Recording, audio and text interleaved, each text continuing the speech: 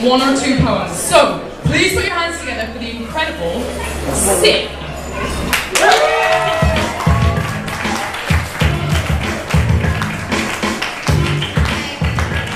I'd first like to say I'm actually more nervous and more excited about being on this stage than I was at finals.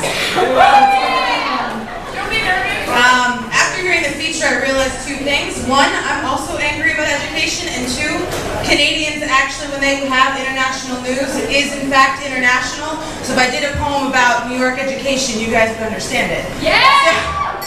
So, I'm struggling here. There we go. Okay. I work in a school, but I've never been required to teach a full lesson of academic value. Worksheets, standardized test score, high school dropout, and the pedagogy of poverty. Critical thinking is too dangerous a skill to give to the curious when the answers all demand a revolution of question marks. Still, I teach empathy to children who believe respect comes after violence and civilization is a white man's prison. I mean, what civility have they seen in the coffins cleverly disguised as Section 8 housing, tombstones of hope with epitaphs written in gang signs and urine? Where was this so-called civilization when 50 shots rang like bells in Jamaica, Queens, or when Skittles shattered the concrete in Florida, or when the nightsticks pierced the dark LA side highway? The message consistent. Yes, you can still be lynched for being black. Only they don't use rope and throw parties anymore. Bullets and television provide the necessary distance from the reality of murder. Politicians no longer proliferate racism from behind their white hoods because they don't need to. Lil Wayne and the media have teamed up to do it for them. Racial slurs flung across my classroom like burning crosses. And when I question the use of a word that is meant better off dead, I am reminded I am white and should not comment on things I do not understand. Besides, miss, the word means friend if you drop the last R.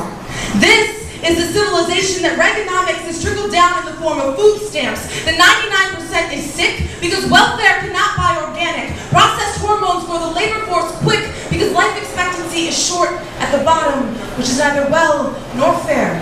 The children in my classroom are already having difficulty seeing through the dollar signs being sewn in to their eyelashes. Wealth is the cruelest carrot of gentrification. Growing neighborhoods treating my kids like weeds to be choked out, hanging on the branches of Jim Crow attitudes and increased rent. And when I ask my students about the importance of getting an education, their automated response is to get a job, a good job, to make money. The commodification of a mind, and then society wonders why its children are not making it past an 8th grade reading level, which is just enough to read the advertising. Uptown looks down, scoffing that this is not what Brown fought the board for, and keeps their schools separate, but not equal. School buildings are being treated like pipelines to jail cells for minds that are brilliant, who understand that if getting an education is about getting a job to make money, then a DOE diploma is not the quickest way to get there.